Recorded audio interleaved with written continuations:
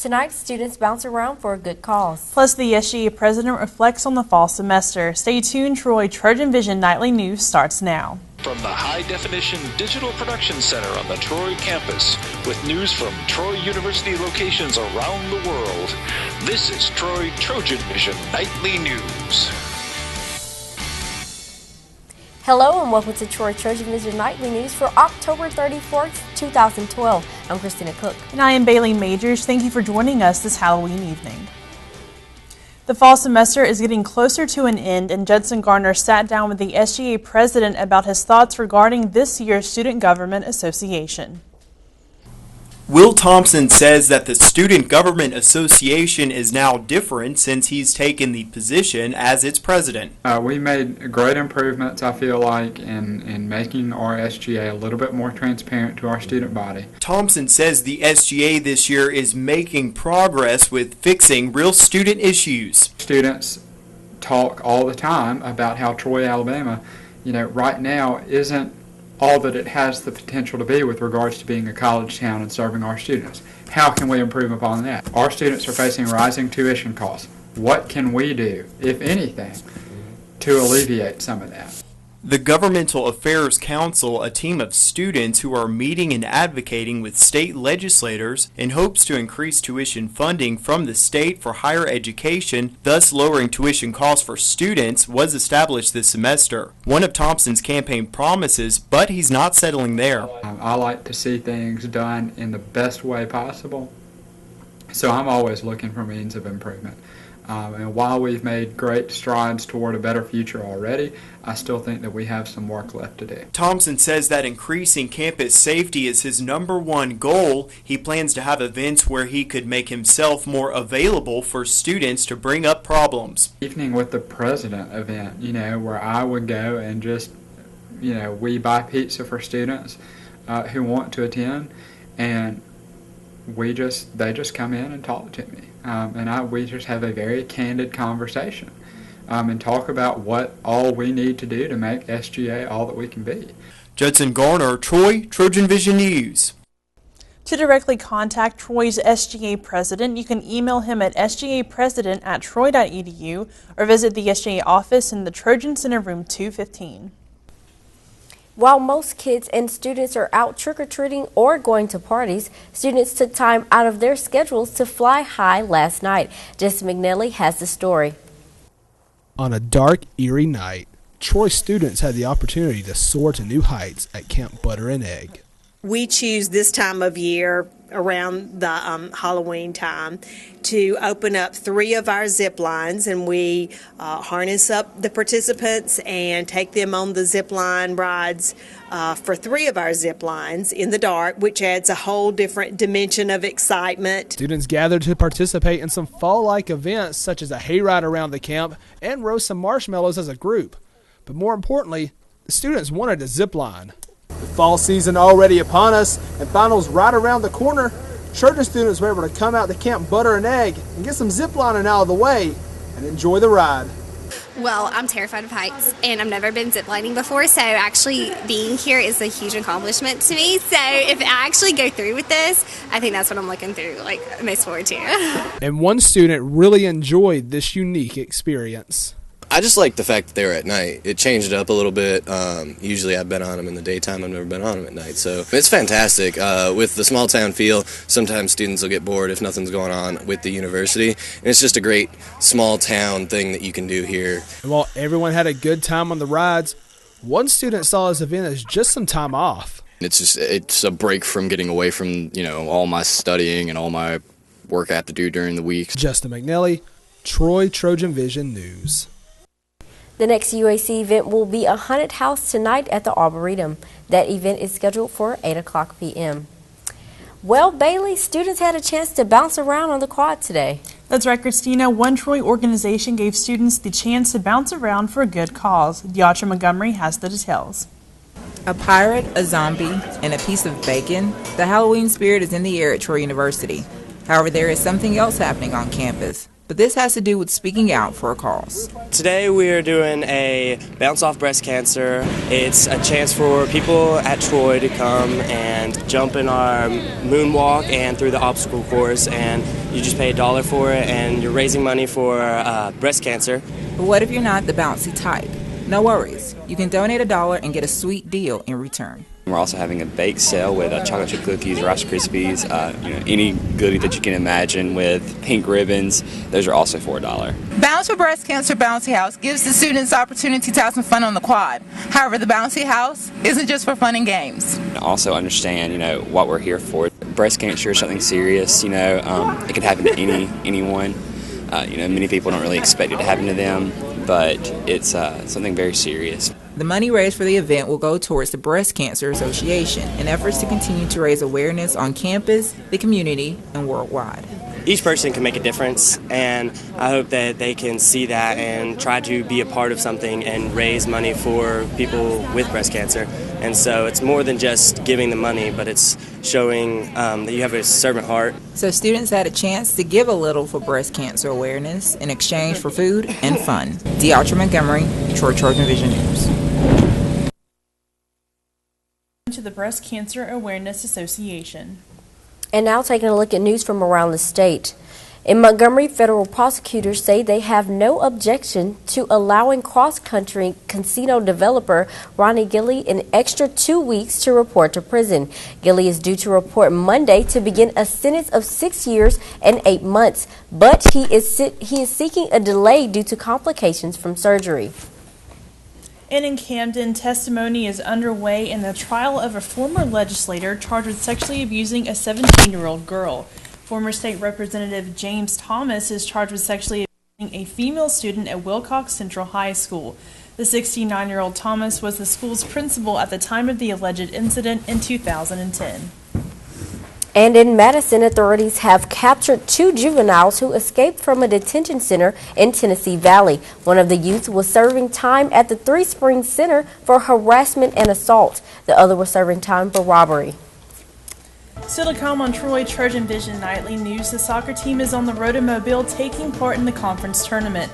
We'll find out the details on that and more when Daniel Percival joins us with sports. But first, Hurricane Sandy has left parts of New York underwater. But some things were looking up in the Big Apple. We'll have that story more after the break. Transportation remains a big problem in New York City, but the city is starting to rebound. Be out there. Be out there. Be out there. Be out there. Time was, kids did what came naturally. Spending free time running barefoot through the grass, wading knee-deep in streams, climbing to the tallest branch. But today, American kids are more likely found texting, watching TV, or gazing at a computer screen. They spend more than 7 hours in front of electronic media. Something essential has been lost: childhood's connection to the natural world. That's why National Wildlife Federation created the Be Out There movement. Kids move indoors causes a host of problems, from obesity to ADHD. But outdoor play can go a long way to improving kids' health. Body, mind, and spirit. It helps them stay fit, enhances creativity and attention spans, and could even make them better students. Do your part. Be a part of Be Out There. There's a reason why they call it the Great Outdoors. Learn more at beoutthere.org. Be out there! From the high-definition digital production studios of Troy University, you're watching the award-winning Troy TrojanVision Nightly News. And now for a look at what's happening across the nation and around the world, we'll go to Christina Cook at the Global News Desk. Christina. Thanks, Bailey. New Yorkers are beginning to get back on their feet. Mass transit is returning and more businesses are reopening. But one Queens neighborhood is devastated. Benita Nair has the latest. Residents walk through the charred remains of more than 100 destroyed homes in Breezy Point, Queens. The tiny seaside neighborhood caught fire during the height of Sandy's fury.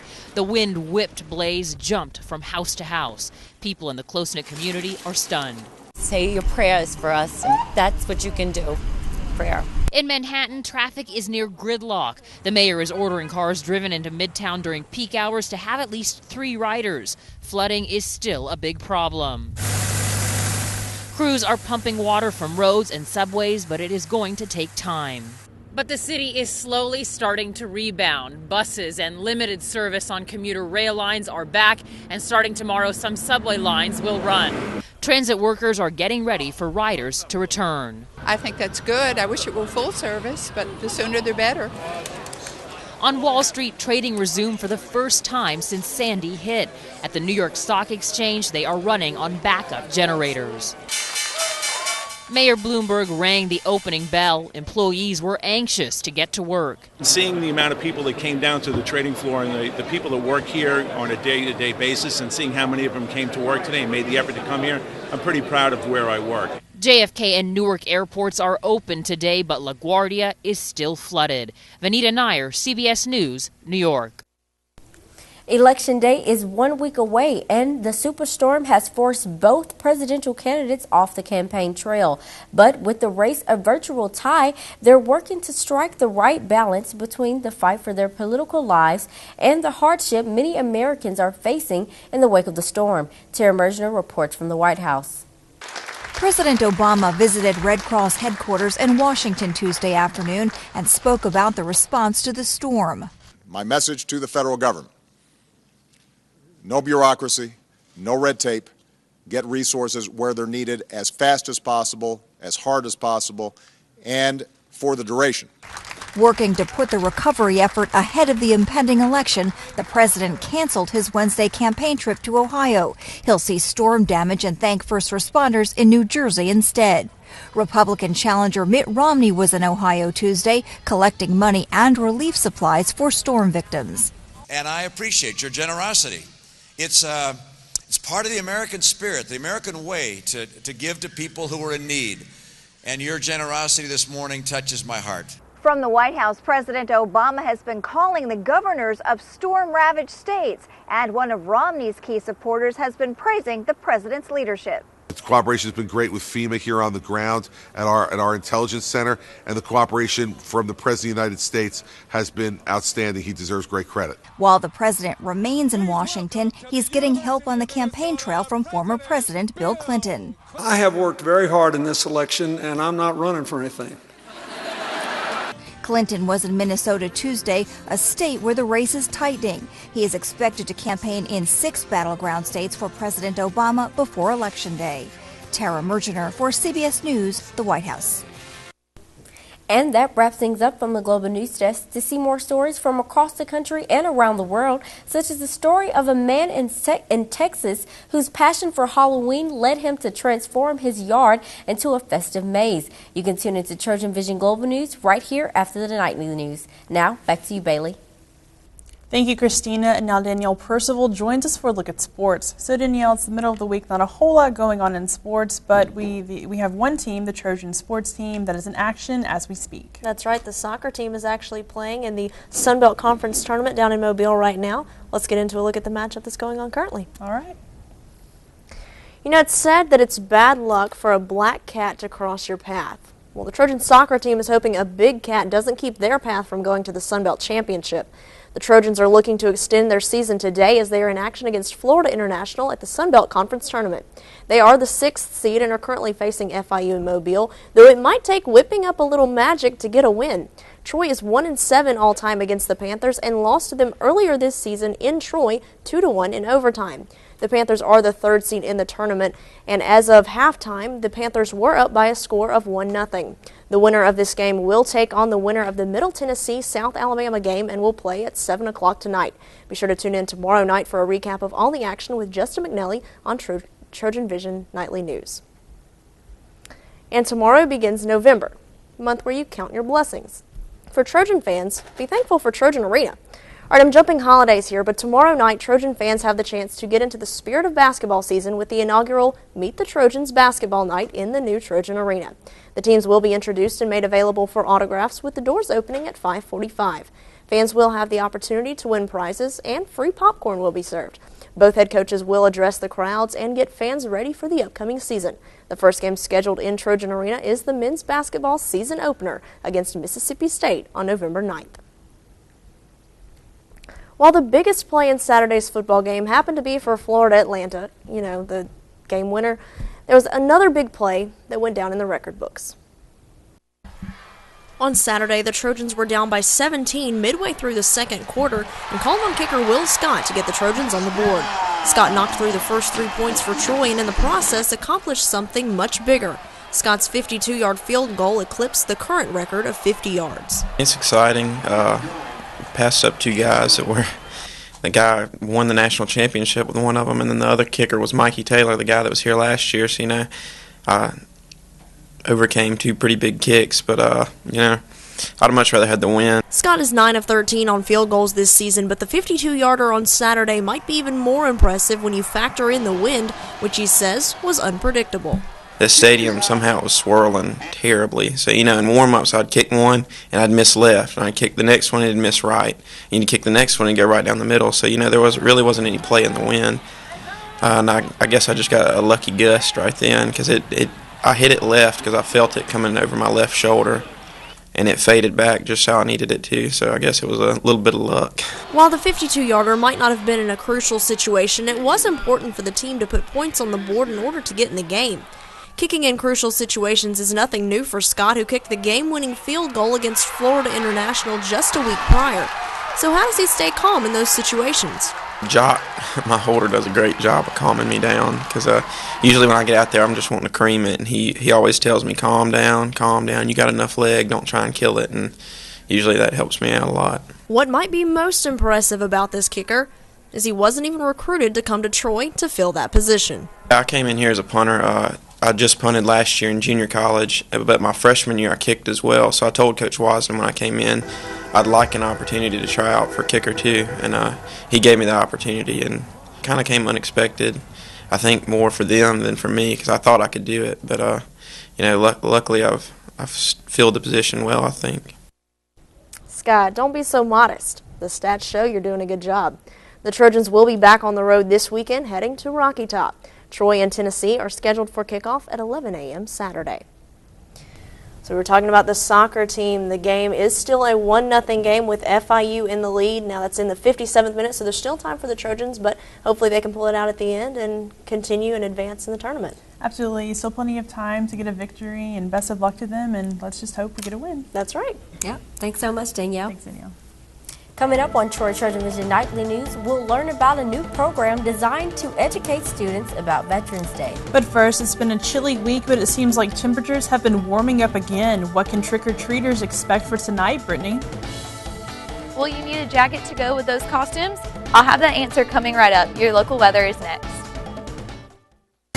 Dr. Nurse. I want to work in the NFL.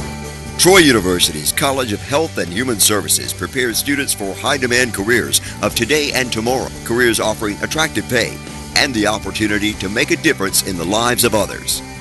My courses aren't just classwork. I've worked with the Department of Human Resources to put my skills to work with helping people.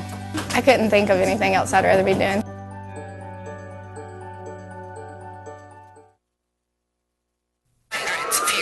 Massive earthquake has rocked the city. West Metro disaster peace region has ever witnessed.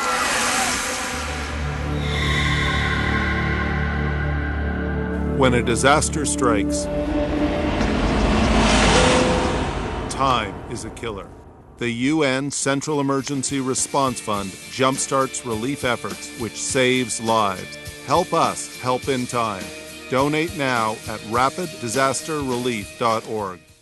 From the high-definition digital production studios of Troy University, you're watching the award-winning TrojanVision Nightly News. Troy University's official newspaper, The Tropolitan, comes out every Thursday. To give us a look at what will be in tomorrow's edition of The Trop, here's Cody Musio. Good evening, Troy University. Here's what you can expect to see in this week's edition of The Trop. In news, we'll unveil a Tropolitan special report, the results of a campus-wide poll concerning Troy students' picks for President of the United States. Also, we'll be updating you on the loss of a Troy University family member. Troy police are in the process of extraditing a man wanted for the killing of a university employee. On a lighter note, Arts and Entertainment will offer one editor's thoughts on Disney's acquisition of Lucasfilm. Will it be good for the Force, or is it a move by the dark side? And when you turn the paper around to the back, you'll see our coverage of Trojan Fan Night, as well as a personal feature story on Troy QB Dion Anthony. And that's tomorrow's Trop Today. I'm Editor-in-Chief, Cody Muzio. And now Brittany Drawley joins us for a look at weather. So, Brittany, it seemed like today it warmed up pretty nicely. What can our trick-or-treaters and costume party planners, what can they expect for tonight? Well, it seems like the weather warmed up very nicely today, so it gives a hint maybe it'll be warmer tonight slightly, but not so much. You're definitely going to have to grab those jackets. But for right now, we can take a look at our campus snapshot and see how beautiful today has warmed up to be. Definitely partly cloudy as we look outside, but our current conditions, temperature 70 degrees, dew point at 42 degrees, humidity at 35%, barometer at 29.93 and falling, and winds are coming from the west at 9 miles per hour. Today's stats, high is 72, low of 42 degrees, no rain, sunrise at 7 a.m. and sunset at 5:55 p.m. Around the state, a little partly cloudy as we go and take a look across Alabama. Mobile at 77, Huntsville at 64, Birmingham at 67, Montgomery at 69, Troy at 70, Dothan at 70, and Phoenix City sitting at 71. Southeast, things are warming a little bit back up. We're seeing these yellows that we're pretty much used to here, 72 in Albany. Current temperatures for the U.S., things are warming back up in Texas towards the southeast. North is definitely seeing that cooler blue area as we look across the U.S.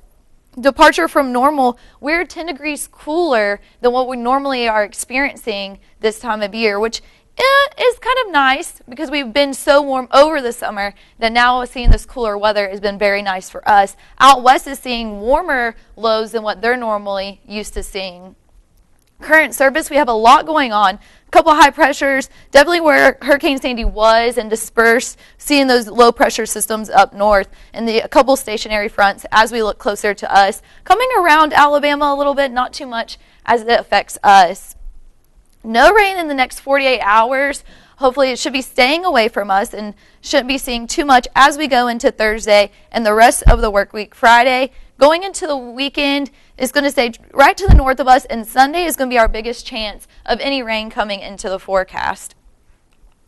As we look at tonight's forecast for the trick-or-treaters that are going out for Halloween, all the costumes, if you're dressing your little ones up and you're going out, definitely grab a jacket for them, even if it may not go with a costume. It's warmed up really nicely today, but it's going to cool back off. We're going to be seeing a low of 42, so it'll be really nice to go out and go out earlier, so then it won't be as cool for the little ones as they go out trick-or-treating.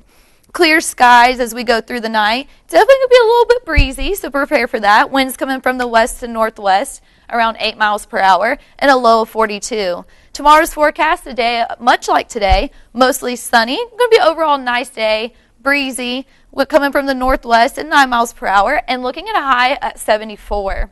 4-day forecast, Thursday, warming back up to 74. It'll be very nice with a low of 44, cooling back off for the evening. Friday will be sunshine and a high of 80 with a low of 51. Saturday hitting 83 in sunshine with a low of 55. And Sunday going to be partly cloudy with a high at 79. So Christina, tonight will be great for the trick-or-treaters to go out early. It definitely will cool down a little bit, but it'll be really nice. And as we go into the end of the week, it'll warm right back up into the 80s. Okay, well, I guess the kids can bundle up tonight, and this weekend, they don't really have to worry about too many layers of clothes as they go out and enjoy their weekend. So that's a good thing. That'll be all right. Thank you. Thank you so much.